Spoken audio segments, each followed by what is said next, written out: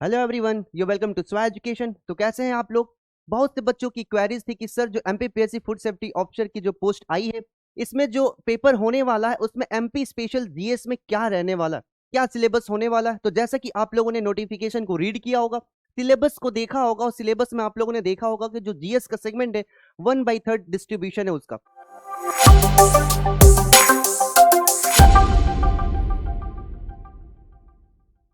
ठीक है, तो हम लोग इस लेक्चर में देखने जा रहे हैं, बात करने जा रहे हैं कि जो हमारा जीएस का पेपर होने वाला इस एग्जाम में पर्टिकुलर कितने मार्क्स का कंट्रीब्यूशन है, क्या क्या सिलेबस आने वाला है। और बहुत से बच्चों की क्वेरीज ये आ रही थी कि सर कौन सा बुक हम लोग स्टडी करें, कौन सी स्टडी मटेरियल को फॉलो करें जिससे हमारे एग्जाम के मोस्ट ऑफ द क्वेश्चंस हो जाए।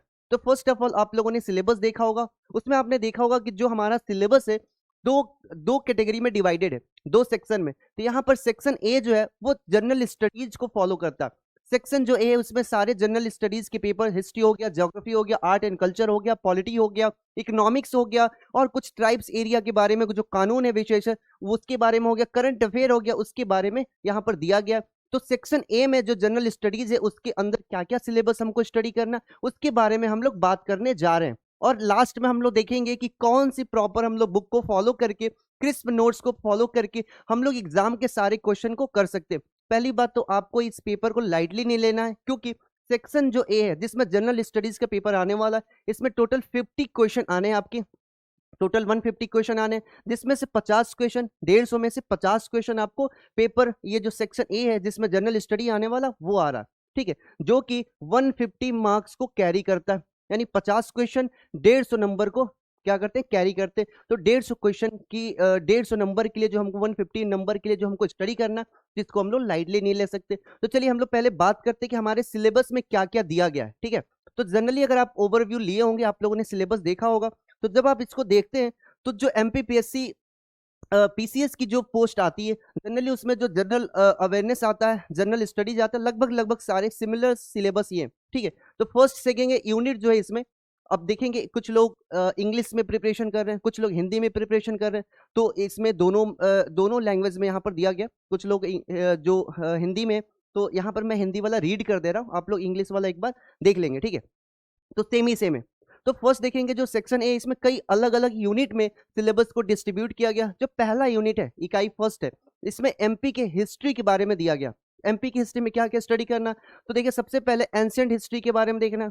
एंशिएंट हिस्ट्री में जो प्रागैतिहासिक काल है, ठीक है, उसके साथ आधुनिक काल है, फिर ऐतिहासिक काल है, यानी प्री हिस्ट्री कह रहा, फिर हिस्टोरिक कह रहा, फिर यहाँ पर मॉडर्न एरा की बात की जाइए। फिर दूसरी बात देखेंगे तो मध्यकालीन इतिहास की बात हो रही है, यानी मेडुअल हिस्ट्री पढ़ना हमको एमपी का। फिर मध्य प्रदेश का जो आधुनिक इतिहास है, मॉडर्न हिस्ट्री है जो एमपी का, उसके बारे में हमको यहाँ पर स्टडी करना।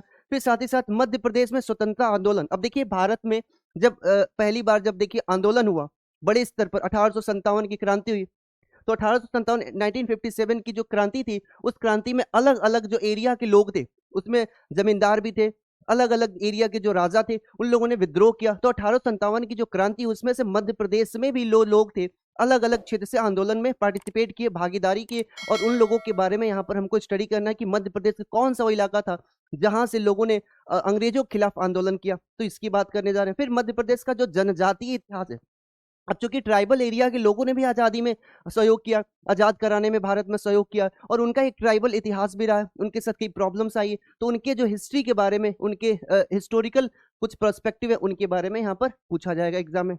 नेक्स्ट अगर हम लोग देखते हैं जो यूनिट, सेकेंड जो यूनिट है यहाँ पर, वो ज्योग्राफी को कवर करता है।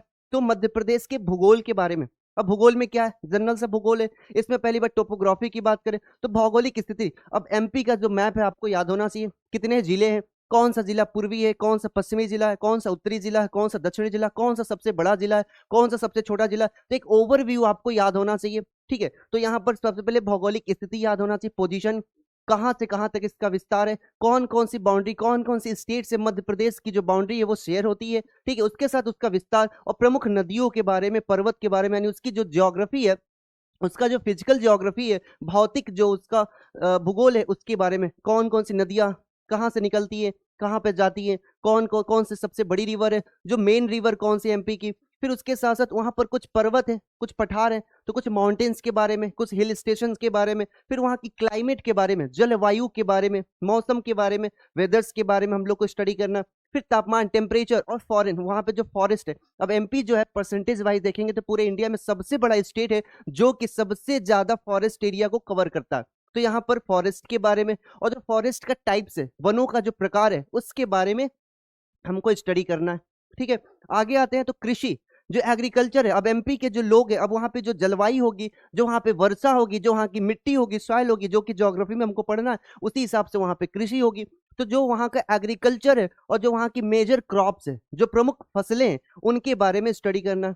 फिर सिंचाई के बारे में पढ़ना है, सिंचाई की क्या स्रोत है, क्या सोर्स है, तो उनके बारे में स्टडी करना। फिर उसके बाद कुछ परियोजनाएं जो एमपी गवर्नमेंट की तरफ से, मध्य प्रदेश सरकार की तरफ से, जो किसानों को सिंचाई करने के लिए, एग्रीकल्चर के साथ साथ इरिगेशन के लिए जो भी परियोजनाएं चलाई हैं, जो भी योजनाएं चलाई हैं, स्कीम, उनके बारे में स्टडी करना।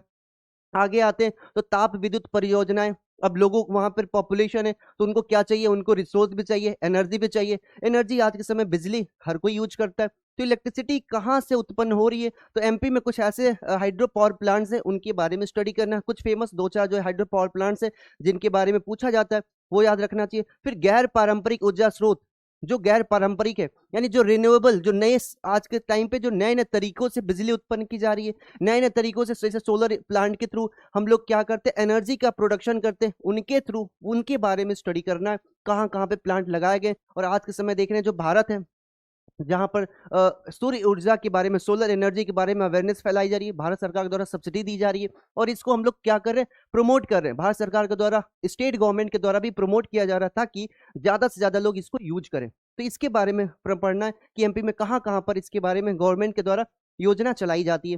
फिर जनसंख्या, अब इसकी डेमोग्राफी के बारे में भी पढ़ना, कि किस एरिया में कितनी जनसंख्या, कहाँ की जनसंख्या लिटरेट है, यानी कहाँ की जनसंख्या साक्षर है, कितनी साक्षरता दर है मध्य प्रदेश की, कौन सा जिला सबसे साक्षर है, महिला साक्षरता दर क्या है, पुरुष साक्षरता दर क्या है, लिंगानुपात क्या है, यानी जेंडर सेक्स रेशियो क्या है, चाइल्ड सेक्स रेशियो क्या है, ये सब के बारे में हम लोग जनसंख्या के अंदर पढ़ते हैं, जनसंख्या के आकार के बारे में पढ़ते हैं, पूरी डेमोग्राफी के बारे में स्टडी करते हैं। ठीक है, उसके साथ साक्षरता हमने बताया।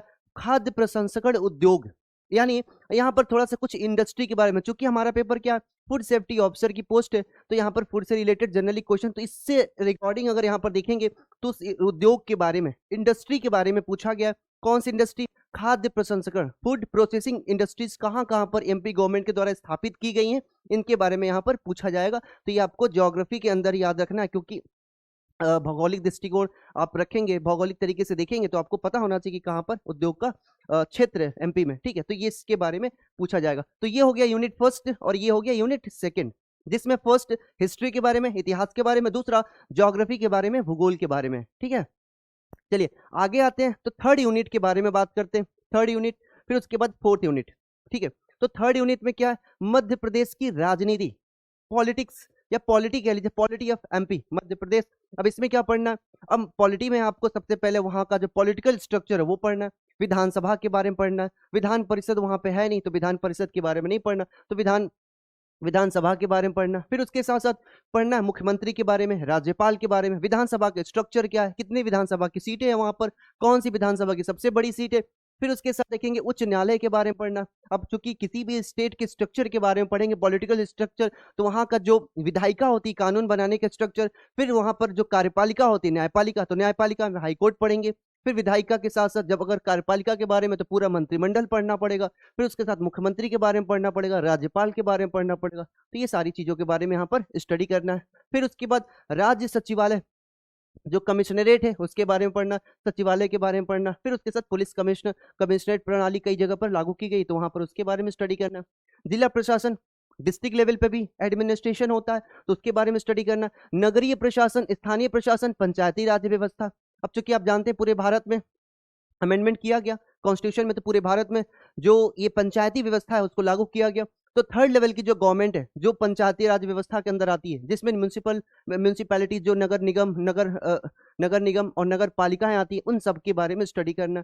क्लियर है, तो मध्य प्रदेश में कितने नगर निगम है, क्षेत्र है, कितनी नगर पालिका है, इसके बारे में थोड़ा सा स्टडी करना। फिर कितनी पंचायती राज व्यवस्था कहाँ पर है और कितनी ग्राम सभाएं, इसके बारे में थोड़ा सा आपको स्टडी कर लेना है। राज्य चुनाव आयोग, ये जितने भी हमने थर्ड लेवल पे गवर्नमेंट के बारे में बात किया, ये थर्ड ईयर की जो गवर्नमेंट है उनका जो चुनाव कराने का जो सिस्टम है उस किसके ऊपर होता है, किसकी रिस्पॉन्सिबिलिटी होती है, तो राज्य चुनाव आयोग की रिस्पॉन्सिबिलिटी होती है। तो राज्य चुनाव आयोग के बारे में पढ़ना, राज्य सूचना आयोग राज्य अनुसूचित जाति और अनुसूचित जनजाति के बारे में स्टडी करना, शेड्यूल ट्राइब्स जो आयोग है कमीशन है और शेड्यूल कमीशन है तो वो उसके बारे में, शेड्यूल कास्ट और शेड्यूल ट्राइब दोनों जो कमीशन है उसके बारे में थोड़ा सा स्टडी करना है। नेक्स्ट, अनुसूचित जाति और जनजाति अत्याचार निवारण अधिनियम, ठीक है, S T S C atrocity जो एक्ट है उसके बारे में स्टडी करना जो 1989, और इसमें जो संशोधन किया गया था इसके बारे में भी थोड़ा सा आपको देख लेना। फिर पंचायत अनुसूचित क्षेत्रों तक जिसको पेसा बोलते हैं, PESA, ठीक है, PESA, panchayat extension schedule area, ठीक है, इनको इनके राइट को न खत्म किया जाए, इनके राइट को बनाए रखने के लिए, इनके अधिकारों के हनन को रोकने के लिए इस कानून का निर्माण किया गया था। तो पेशा के बारे में 1996 में जो आया था उसके बारे में स्टडी करना। और फिर एनवायरमेंट को प्रोटेक्ट करने के लिए जो कानून बनाया गया भारत सरकार के द्वारा 1986, एनवायरमेंटल प्रोटेक्शन एक्ट, ठीक है, एनवायरमेंटल प्रोटेक्शन एक्ट, पर्यावरण संरक्षण अधिनियम 1986, इसके बारे में स्टडी करना। और मध्य प्रदेश के जो गौवंश के को मतलब जो गायों के जो बछड़े होते हैं, गायों के जो मतलब फैमिलियर जो भी कैटल्स हैं उनके जो हत्याएं होती हैं, गौवंश को हत्याओं को रोकने के लिए मध्य प्रदेश सरकार के द्वारा 2004 में 2004 में जो कानून बनाया गया उसके बारे में स्टडी करना। तो ये कुछ जो स्पेसिफिक दिया गया है कानून उसको आप एक बार जरूर ध्यान देंगे, इससे क्वेश्चन बनने के चांसेस रहते हैं। क्यों? क्योंकि यहाँ पर अलग से मेंशन किया गया। तो यहाँ पर अनुसूचित जनजाति और अनुसूचित जाति जो एट्रोसिटी अधिनियम है, एट्रोसिटी एक्ट है, निरोधक अधिनियम, इसके बारे में पंचायत पेशा, और फिर उसके साथ पर्यावरण संरक्षण अधिनियम, और फिर गौवंश प्रतिषेध अधिनियम 2004, इसके बारे में चारों के बारे में एक एक बार थोड़ा सा एक छोटा सा ब्रीफ हिस्ट्री आप लोग देख लेंगे, ठीक है।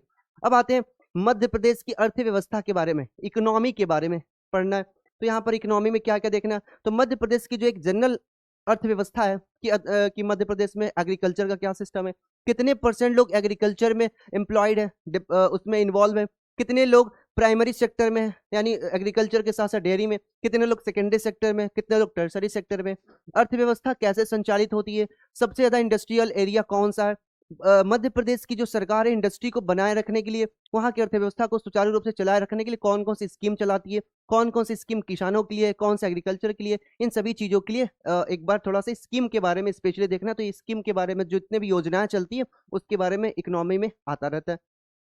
फिर मध्य प्रदेश में औद्योगिक के बारे में देखना, इंडस्ट्रियल के बारे में देखना जो कि मैंने बताया। फिर उसके बाद कौशल विकास की स्थिति, जो कि सरकार के द्वारा कौशल विकास, लोगों को स्किल्ड करने के लिए जो योजनाएं चलाई जा रही है, तो वहां पर स्किल जो डेवलपमेंट के जो प्रोग्राम चलाए जा रहे हैं उसकी क्या भूमिका है, क्या स्थिति सिचुएशन क्या है वर्तमान में, इसके बारे में यहाँ पर देखना है। और लास्ट में सतत विकास लक्ष्य, ठीक है, सस्टेनेबल डेवलपमेंट गोल, SDG जो गोल है उसके बारे में देखना है। SDG वहां पर 31 पॉइंट्स देखने होते हैं, ठीक है। उसके बाद बहुआयामी गरीबी सूचकांक, ठीक है, मल्टी डायरेक्शनल जो पावर्टी जो इंडेक्स है उसके बारे में स्टडी करना है। और फिर मध्य प्रदेश की जो स्थिति है इस इंडेक्स के अंदर, पूरे इंडिया गवर्नमेंट क्या करती है, सारे स्टेट की इंडेक्स को रिलीज करती है, उसमें MP की क्या भूमिका है या MP का क्या रोल है, अभी क्या स्थिति है, सिचुएशन है, उसके बारे में थोड़ा सा स्टडी कर लेना है। तो ये हो गया पॉलिटी थर्ड यूनिट में। फोर्थ यूनिट में MP की जो इकोनॉमी है उसके बारे में स्टडी करना। तो पहले हिस्ट्री, फिर ज्योग्राफी, फिर पॉलिटी और फिर इकोनॉमी, 4 यूनिट, 4 यूनिट हो गए, ठीक है। नेक्स्ट आते हैं तो जो 4 यूनिट यहाँ पर सॉरी ये जो थर्ड यूनिट था, थर्ड यूनिट में ही यहाँ पर दोनों है। फिर फोर्थ यूनिट आते हैं, इकाई 4। तो यहाँ पे 4 यूनिट में देखेंगे अलग से स्पेशली जनजातियों के बारे में स्टडी करना, क्योंकि MP में जानते हैं सबसे बड़ा ट्राइबल एरिया है, सबसे बड़ा ट्राइबल स्टेट है, जहाँ पर परसेंटेज वाइज देखेंगे सबसे ज्यादा ट्राइब्स है और सबसे ज्यादा फॉरेस्ट एरिया भी है।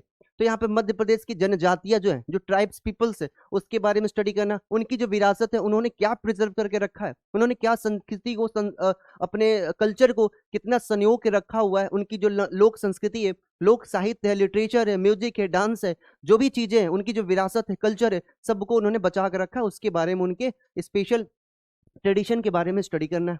फिर मध्य प्रदेश में जनजातियों का जो भौगोलिक विस्तार है, कहाँ कहाँ तक फैले हुए हैं, किन जिलों में सबसे ज्यादा जनजातीय क्षेत्र, कौन कौन से जनजातीय लोग हैं, उनके नाम जो है, स्पेशली उनके कुछ कल्चर्स के बारे में स्टडी करना। तो जनजातियों से संबंधित संवैधानिक प्रावधान भी किया गया, यानी उनको प्रोटेक्ट करने के लिए उनको जंगलों में कुछ अधिकार भी दिए गए। तो उनसे रिलेटेड जो भी क्वेश्चंस बन सकते हैं उसको आपको स्टडी कर लेना है।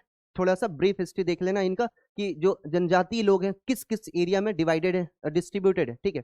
फिर उसके बाद मध्य प्रदेश की प्रमुख जनजातियों और पिछड़ी जनजातियों के कल्याण के लिए जितनी योजनाएं चलाई जा रही है तो उनकी योजनाओं के बारे में देखना। ओबीसी, एससी, एसटी, इन सभी जो वीक या फीमेल या जो वीकर सेक्शन है, अभी आपने देखा होगा लाडली योजना, लाडली बहन योजना, जो कि एमपी की बहुत फेमस योजना रही है। पूरे इंडिया में कई जगह कई दूसरे सरकारों ने भी उसको कॉपी किया, दूसरी सरकारों ने उसको लागू करने की कोशिश की। तो ये एमपी की बहुत फेमस योजना है, इसके बारे में एक बार जरूर आप लोग स्टडी कर लेंगे। तो स्पेशली इनके बारे में तो करना है, वीकर सेक्शन के बारे में स्टडी करना, फीमेल्स के बारे में, बच्चियों के लिए, लड़कियों के लिए जो भी योजनाएं चलाई जा रही है एक बार उसके बारे में स्टडी करना। फिर मध्य प्रदेश की जनजातियों का भारत के स्वतंत्रता आंदोलन में योगदान क्या।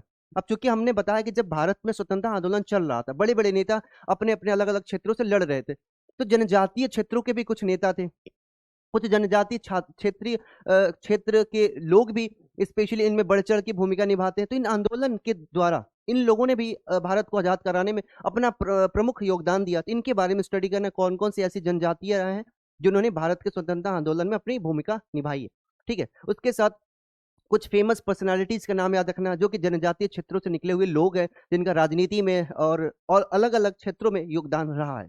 फिर मध्य प्रदेश की लोक संस्कृति और लोक साहित्य के बारे में, एमपी का लिटरेचर, एमपी का म्यूजिक, एमपी का फोकल डांस, एमपी का जो उसका जो भवन निर्माण की जो कला है, जो मंदिरों के निर्माण की कला है, उसके बारे में थोड़ा सा आपको स्टडी कर लेना है। और लास्ट जो यूनिट है, यूनिट 5, ठीक है, यहाँ पर इंटरनेशनल और नेशनल जो इम्पोर्टेंट करंट अफेयर्स है उनके बारे में, समसामयिक जो घटनाएं करंट अफेयर्स है उनके बारे में आपको थोड़ा सा देख लेना है। इससे भी 2-4 क्वेश्चन, चूंकि 50 क्वेश्चन आ रहे हैं, 50 क्वेश्चन बहुत ज्यादा होता है, तो उसमें 2-4-5 क्वेश्चन तक करंट अफेयर आने के चांसेस हो सकते हैं, और भी ज्यादा हो सकता है। तो आपको थोड़ा सा इंटरनेशनल और कुछ अपने नेशनल लेवल के जो करंट अफेयर्स है तो इसमें स्पेशली दिया गया है अंतर्राष्ट्रीय, राष्ट्रीय और मध्य प्रदेश, तो तीनों आपको कवर करना है। इंटरनेशनल पॉलिटिक्स की भी चीजें, नेशनल लेवल पे जो करंट अफेयर है, और एमपी का जो स्टेट की जो गवर्नमेंट की जो राजनीतिक जो भूमिकाएं होती है, कुछ और भी न्यूज होती है, एमपी की जो महत्वपूर्ण हेडलाइंस बन जाती है, उनके बारे में थोड़ा सा आपको देख लेना। स्पेशली करंट अफेयर के बारे में मैं आपको बता दूं, जो आपका एग्जाम का डेट होगा, एग्जाम के डेट से 3 से 4-5 महीने का जो करंट अफेयर होगा वही देखिएगा। आपको ज्यादा डिटेल में नहीं पढ़ना, 2 साल 1 साल पहले का नहीं पढ़ना, जनरली 3-4 महीने करंट अफेयर ज्यादा उठाया जाता है, ठीक है। तो यहाँ पर इसको देख लेना। उसके साथ सूचना एवं संचार प्रौद्योगिकी के बारे में देखना, टेक्नोलॉजी के बारे में देखना। फिर महत्वपूर्ण अंतर्राष्ट्रीय घटनाएं, ये हो गया मध्य प्रदेश की इंपॉर्टेंट करंट अफेयर घटनाएं। फिर एमपी के चर्चित व्यक्तित्व, जितने भी फेमस पर्सनालिटीज हैं, उनका भारत में जो योगदान है, उनका थोड़ा भारत की राजनीति में जो योगदान है, उनका जो महत्वपूर्ण स्थान है, प्लेस है, वो एक बार आप लोग कंसिडर कर लेंगे, देख लेंगे ध्यान से। फिर कुछ कंप्यूटर के बारे में और सूचना प्रौद्योगिकी, इंटरनेशनल अफेयर्स, और उसके साथ गवर्नेंस, ई गवर्नेंस के साथ टेक्नोलॉजी के बारे में थोड़ा सा पढ़ना, और लास्ट में कुछ कंप्यूटर की चीजें एक बार उसको देख लेंगे, ठीक है। तो ये जो हमारा डिस्कशन था, ये एमपी जो एफएसओ का एग्जाम होने वाला उससे रिलेटेड था, करंट अफेयर का। अभी जितने लोगों ने फॉर्म के बारे में देखा है, सिलेबस के बारे में जाना है, उनको एक बार इंफॉर्मेशन में बता दूं कि हम लोगों ने एक अच्छा कोर्स डिजाइन किया हुआ है जो कि ऑलरेडी रन स्टार्ट हो चुका है। तो ये जो टेक्निकल पेपर होने वाला, जो सेकंड 2 पेपर है, फर्स्ट जिसमें 50 क्वेश्चन आने जीएस के, ये, और दूसरा जिसमें 100 क्वेश्चन आने जो सब्जेक्ट के, जो कि फूड से रिलेटेड क्वेश्चन आने, लॉ के क्वेश्चन आने। सेकंड पेपर जो टेक्निकल पेपर है उसके लिए हम लोगों ने कोर्स डिजाइन किया हुआ है, ये कोर्स ऑलरेडी चल रहा है। इस कोर्स की खास बात क्या है, तो यहाँ पे आपको रिकॉर्डेड वीडियो लेक्चर्स मिलेंगे, और वीकली, हर वीक में 1-2 सेशंस आपको लाइव सेशन मिलते हैं, जिसमें आप जितने भी आपके डाउट्स हैं, जितनी भी आपकी प्रॉब्लम्स है, जितने भी आपके क्वेश्चंस है, वो सारे क्वेश्चन का सॉल्यूशन लाइव क्लास में दिया जाता है। जितने भी आपके सिलेबस में पार्ट दिया गया है, जो टेक्निकल है, उसमें वीडियो लेक्चर के थ्रू पूरा कंप्लीट किया जाता है। साथ ही साथ लाइव क्विज मिलता है, फुल फ्लेजेड टेस्ट मिलने वाला है, स्टडी मटेरियल आपको फुल मिलेगा, आपको ई बुक मिलेगी, ठीक है, कंपाइल ई बुक। फिर ई बुक के साथ आपको हिंदी और इंग्लिश दोनों लैंग्वेज में आपको मिलने वाला ई बुक। उसके साथ टेस्ट सीरीज आपको फुल फ्लेजेड मिलेगा। लास्ट में इसके साथ पीवाईक्यू, आपको प्रीवियस ईयर क्वेश्चंस पेपर्स मिलेंगे। लास्ट में आपको व्हाट्सएप पे डिस्कशन करने के लिए ग्रुप बनाया गया है, जिसमें आप लोग आकर के व्हाट्सएप पे कोई भी क्वेश्चन 24 आवर आप पूछ सकते हैं। बाकी लाइव क्लासेस होती हैं, लाइव क्लासेस में आकर के आप क्वेश्चन अपने पूछ सकते हैं, डाउट पूछ सकते हैं, जो भी आपकी प्रॉब्लम्स हो रही है स्टडी से रिलेटेड, वो सारी चीजें पूछ सकते हैं। उसके साथ व्हाट्सएप पे आप 24 आवर कभी भी क्वेश्चन पूछ सकते हैं, डिस्कशन कर सकते हैं। आपकी अगर कोई भी क्वेरीज हो, ठीक है, इस कोर्स से रिलेटेड, और आप लेना चाहते हो, तो एक बार आप इस व्हाट्सएप पे नंबर पे मैसेज कर सकते हैं, कॉल कर सकते हैं, और आप इस कोर्स से संबंधित कोई भी जानकारी हो वो आप लोग ले सकते हैं। अभी इस कोर्स का प्राइस जो था 699 है, अभी ऑफर पे आपको 299 पे इसको मिल रहा है, ठीक है। तो आप लोग इसको अगर चाहें तो परचेज कर सकते हैं। लास्ट एक बात और, कुछ लोगों ने पूछा हुआ क्वेश्चन कि सर ये जो फर्स्ट पेपर है जिसमें 50 क्वेश्चन आने हैं जीएस के, उसके लिए कोई एक बुक बता दीजिए, स्टडी मटेरियल, जिसको हम लोग स्टडी कर ले तो काम हो जाए। तो देखिए, हिंदी वाले लोग भी हैं इसमें, इंग्लिश वाले लोग भी हैं, कुछ लोग का हिंदी में प्रिपरेशन करना बेहतर लग रहा है, कुछ लोग इंग्लिश में करना चाह रहे हैं। तो जो इंग्लिश में करना चाह रहे हैं उनके लिए एक मैग्रा हॉल की, एमसी मैग्रा हॉल की एक अच्छी बुक आती है, मध्य प्रदेश जनरल नॉलेज के नाम से, एक बुक को देख सकते हैं, ठीक है। तो ये मार्केट में अवेलेबल है, बहुत अच्छी बेहतरीन बुक है। जो एमपीपीएससी, जो पीसीएस के भी एग्जाम देते हैं लोग, जो प्री का क्वेश्चन आता है जनरली, ये भी क्वेश्चन को लोग कवर करते हैं। तो इस बुक की खास बात है, सारे आपके क्वेश्चन इसमें से हो जाएंगे, जितने भी पॉइंट्स दिए गए सब सारे इसमें पॉइंट्स मिलेंगे। और लेकिन पूरी बुक नहीं पढ़नी है आपको, एक बार जो भी सिलेबस में चीजें थी जो अभी मैंने आपको एक्सप्लेन किया, आप लोग इसमें मैच करा लेंगे, जितने भी टू दी पॉइंट सारी चीजें हैं उन्हीं पॉइंट्स को आप पढ़ेंगे, कवर करेंगे। जो लोग हिंदी में प्रिपरेशन करना चाहते हैं तो दृष्टि की भी बुक आती है, मध्य प्रदेश एक दृष्टि के नाम से, वो भी ले सकते हैं। या तो उसके साथ महेश कुमार बड़वाल की मध्य प्रदेश एक दृष्टि के नाम से एक किताब आती है, हिंदी में है, इसमें भी सारे पॉइंट्स कवर किए गए। और मध्य प्रदेश के जो स्पेशल जीके है, जनरल नॉलेज है, उसका यहाँ पर काफी अच्छे से वर्णन किया गया। इसमें हिस्ट्री, ज्योग्राफी, पॉलिटी, इकोनॉमिक्स सारी चीज दी गई है। और करंट अफेयर थोड़ा सा आप लोग गूगल पे या और भी अलग अलग सोर्स से आप थोड़ा बहुत देख सकते हैं, या न्यूज वगैरह आप पढ़ते होंगे तो उसके लिए आप देख सकते हैं, ठीक है। तो ये स्टैटिक पोर्शन आपका इससे कवर हो जाएगा, क्लियर है। बाकी अगर आपको कोई भी क्वेरीज है तो इस नंबर पे कॉल करके आप इंक्वायरी कर सकते हैं, पूछ सकते हैं, आपको सारा इस कोर्स से संबंधित जो भी प्रॉब्लम्स आएगी वो आपको जानकारी दी जाएगी, ठीक है। चलिए, फिर सबको थैंक यू वेरी मच।